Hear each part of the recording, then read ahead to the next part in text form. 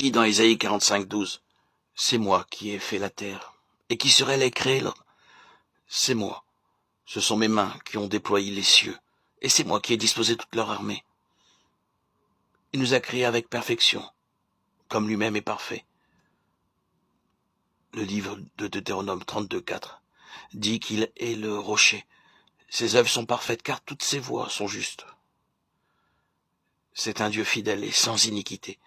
Il est juste et droit. Dieu dit dans Lévitique 18:5, « Vous respecterez mes prescriptions et mes règles. L'homme qui les mettra en pratique vivra par elles. Je suis l'Éternel. » L'homme, en rejetant le plan de son Créateur, s'oppose à lui. Il est privé de ce bonheur dont parle Paul dans Romains 3:23. Tous ont péché et sont privés de la gloire de Dieu. Nos douleurs et souffrances ne viennent certainement pas de Dieu qui nous aime, mais de nous-mêmes. Dieu est libre et nous a créés libres. Dieu, en nous créant, ne nous a pas prédestinés à la mort ni au malheur. En nous livrant à notre propre choix, il nous rend responsables de nos actes et n'intervient pas dans nos décisions. Par contre, il nous exhorte à faire le bon choix du bien. On comprend alors que l'homme ne peut s'en prendre qu'à lui-même s'il subit les conséquences de son choix du mal, les conséquences du péché. Le péché est source de malheur. Jérémie 5:25 dit « Ce sont vos fautes qui ont déréglé cet ordre. Ce sont vos péchés qui vous privent de ces biens. » Tout homme est pécheur parce que, connaissant le bien et le mal, il choisit délibérément le mal. Paul dit dans Romains 6:23 « Le salaire du péché, c'est la mort, mais le don gratuit de Dieu, c'est la vie éternelle en Jésus-Christ, notre Seigneur. » Il ne s'agit pas de la mort physique imputable à tout vivant, mais du châtiment éternel de l'âme en enfer. Le jugement est sans miséricorde pour le pécheur. Hébreux 10:23.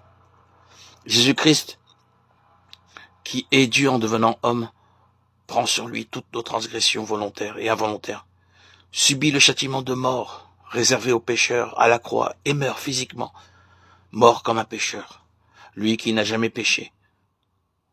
Son âme descend en enfer conformément à la justice divine. Ézéchiel 18:4, d'où il ressuscite le troisième jour. Voilà pourquoi. C'est par la foi en son nom, Jésus-Christ de Nazareth, que tout homme, quelle que soit sa race, sa religion, son éducation, sa croyance, sa culture, reçoit le pardon de ses péchés, selon ce que disent l'Écriture sainte dans Éphésiens 1:7.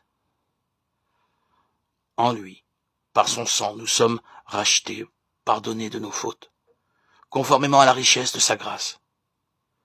C'est par la foi en Jésus-Christ que l'homme pécheur échappe au châtiment éternel de l'enfer.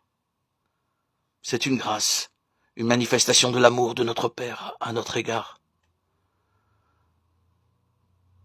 Connaissant ces vérités, abandonnez le mal sous toutes ses formes et purifiez-vous de toute souillure. Convertissez-vous à la justice du royaume des cieux pour vivre désormais dans l'espérance du salut de notre âme par la foi en Jésus-Christ. Jean 14:6. Jésus lui dit, « C'est moi qui suis le chemin, la vérité et la vie. On ne vient au Père qu'en passant par moi. Aimons Jésus-Christ et servons-le, lui seul. » Quand l'homme pécheur meurt, il est jugé et condamné au tourment de l'enfer. Sur la terre, s'il accepte Jésus-Christ comme son Seigneur et Sauveur personnel et se convertit à vivre sans péché. Ézéchiel 18, versets 20-21. Il est alors sauvé.